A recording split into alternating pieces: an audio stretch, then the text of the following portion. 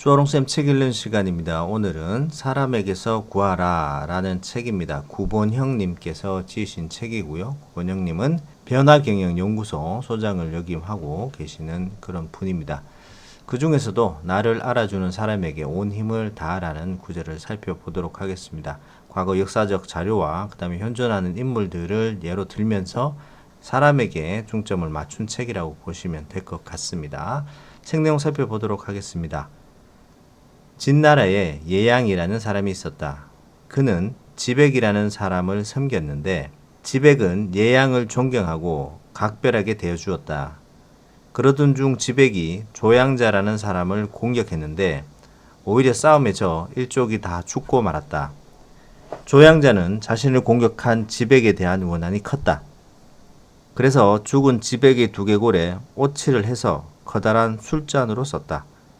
예양은 산속으로 깊이 달아나 탄식했다.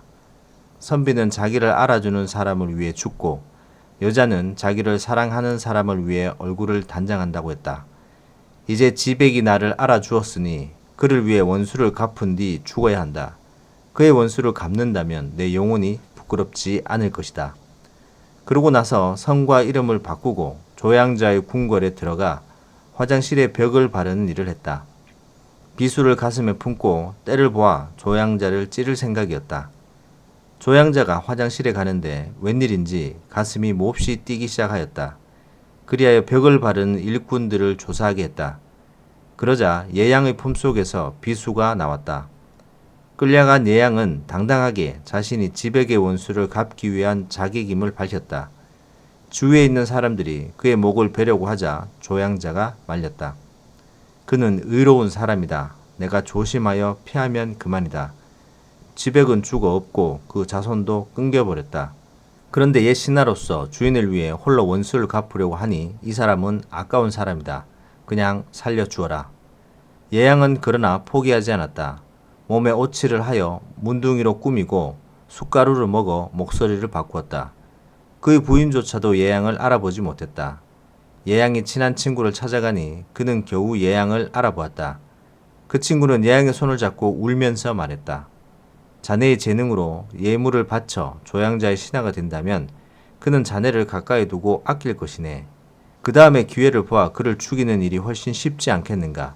이처럼 몸을 축내고 모습을 추하게 망가뜨려 원수를 갚으려 하니 너무 힘들지 않은가.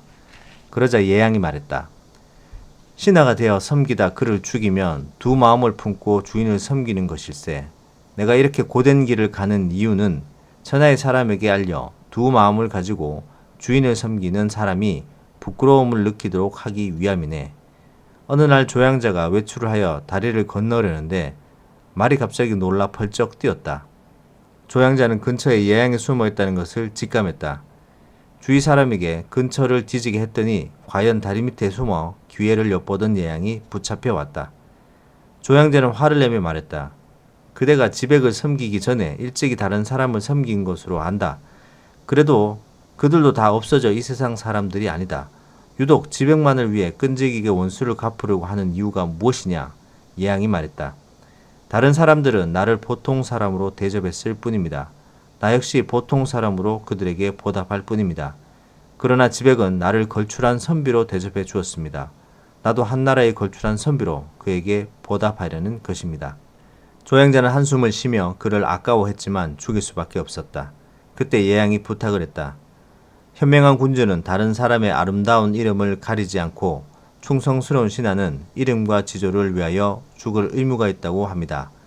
지난날 당신이 나를 너그럽게 용서한 일로 사람들은 당신의 어짐을 칭찬하지 않는 자가 없습니다. 나는 오늘 죽을 것입니다. 아무쪼록 당신이 입던 옷을 얻어 그것을 칼로 베어서 원수를 갚으려는 뜻을 이루게 해주십시오. 그러면 죽어도 한이 없을 것입니다. 이 말을 들은 조양자는 그의 의로운 기상에 감탄했다. 그리고 그의 옷을 예양에게 가져다 주라고 했다. 예양은 3번이나 뛰어올라 그 옷을 내리치며 말했다. 이것으로 나는 이제 지백의 원수를 갚을 수 있게 되었다. 그러고 나서 스스로 자결하였다. 소문을 들은 뜻있는 선비들이 모두 눈물을 흘렸다. 예양의 행동은 끔찍하여 지나친 점이 많다. 그러나 그는 자기를 알아준 사람을 위하여 혼신의 힘을 다하였고 목적을 이루는 길 역시 자신의 가치관에 어긋나지 않은 방법을 택하였다. 예양이 그 친구의 말한 대로 원수를 갚기 위해 조향자의 신하가 되어 그를 죽였다면 지백의 원수를 갚을 수 있었을지도 모른다. 그러면 그것은 주인의 원수를 갚은 어느 의리 있는 자객의 사건으로 끝나고 말았을 것이다. 그러나 예양은 그렇게 하지 않았다. 그가 죽인 것은 조향자라는 원수가 아니라 자신의 이익을 위해 두 마음을 가지고 주인을 섬기는 태도 자체였다. 사마천이 그를 열전에 올려 높인 이유는 바로 그에게서 올바른 섬김의 모습을 보았기 때문일 것이다. 또 한 사람이 이야기를 해야겠다. 섭정이라는 사람이 있었다. 그는 어쩌다가 사람을 죽였다. 그 일로 어머니와 누이를 데리고 다른 나라로 도망가 가축 잡는 일을 하며 숨어 살게 되었다. 그 후로 긴 세월이 흘렀다. 그는 그저 백정으로 늙은 어머니를 복양하며 살아가고 있었다. 엄중자라는 사람이 있었다. 그는 한 나라의 대신이었는데 재상이었던 사람과 원수를 지게 되었다. 재상이 자기를 죽일 것을 염려하여 그는 여러 나라를 떠돌면서 재상에게 원수를 갚아줄 사람을 찾았다. 그러던 중 섭정이 의기가 높은 사람이라는 말을 듣고 그를 찾아가 사귀기를 청했다. 서로 친해지자 엄중자는 섭정에게 황금 2,000냥을 주며 어머니를 잘 복양하라고 말했다. 섭정은 극구 거절했다. 비록 백정이지만 아침 저녁으로 맛있고 부드러운 음식으로 어머님을 복양할 수 있으니 그 많은 돈을 받을 수 없다는 것이었다. 그러자 엄중자가 조용히 말했다. 나에게 원수가 한 사람 있습니다.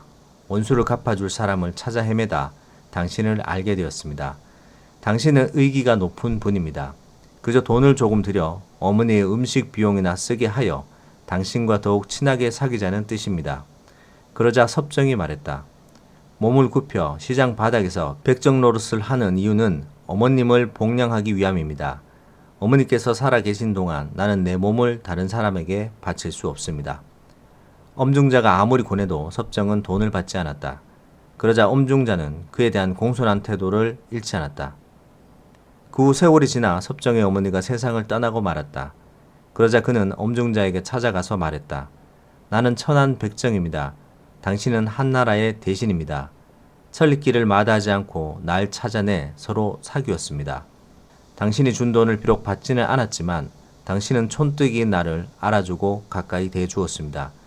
그때는 어머니가 계셔서 나는 당신의 부탁을 들어줄 수 없었습니다. 이제 어머니가 돌아가셨으니 나는 나를 알아주는 사람을 위해 일할 수 있게 되었습니다. 그 원수가 누구입니까? 엄중자에게서 원수의 이름을 들은 섭정은 재상을 찔러 죽이고 스스로 자신의 얼굴 가죽을 벗긴 후 자기라고 말했다. 섭정이 시체를 시장 바닥에 누이고 행인들에게 누구인지 물었지만 알아보는 사람이 없었다. 그러자 재상을 죽인 살인범이 어디 사는 누구인지 알려주는 사람에게 천금의 상금을 걸었다. 이 소문을 들은 섭정의 누이 서병은 시장에 가서 동생의 시체를 안고 통곡했다. 사람들이 그에게 까닭을 물었다. 서병이 말했다. 이 사내는 내 동생입니다. 섭정이라는 사람입니다. 일찍이 엄중자가 공공하고 천한 내 아우와 사귀게 되었습니다. 어머니가 살아 계시고 내가 시집을 가지 않았기 때문에 그는 엄중자를 위해 원수를 갚을 수 없었습니다.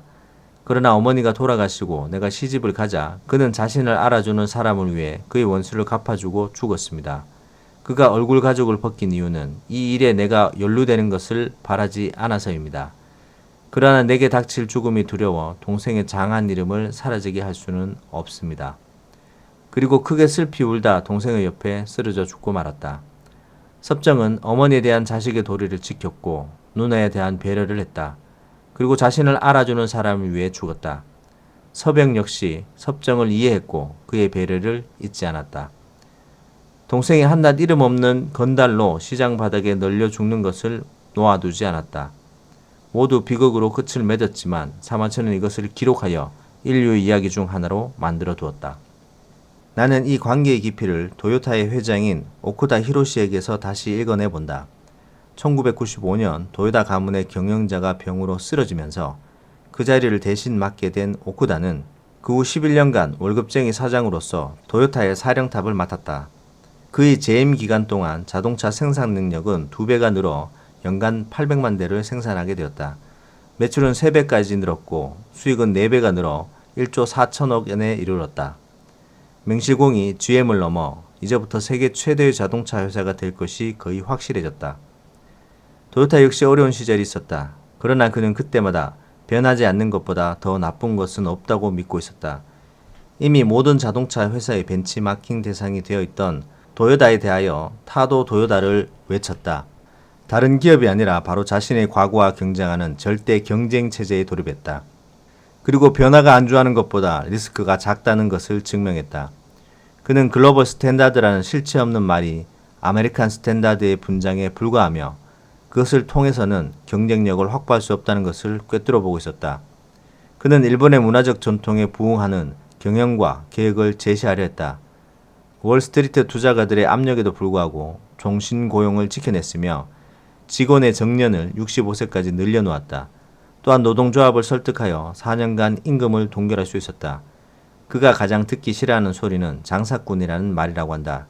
그가 말하는 장사꾼은 자기 회사의 이익만을 생각하고 나라의 이익을 생각하지 않는 기업인들을 의미한다. 이른이 넘은 오쿠다는 도요다 가문으로부터 위탁받은 월급쟁이 회장의 자리를 도요다에게 다시 되돌려 주었다.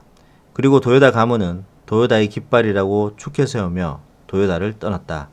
그의 오록에는 이런 말도 있다. 직원의 목을 자르는 경영자는 자기 배부터 거라. 그는 훌륭한 월급쟁이였다. 또한 영원한 월급쟁이였다. 그리고 이제는 평생 폐만 끼친 아내의 곁으로 돌아가 잘 죽을 준비를 하고 있다. 우리는 우리의 몸이 죽기 전에 우리의 가슴 속에 무엇인가 소중한 것이 죽어가는 것을 방치해서는 안 된다.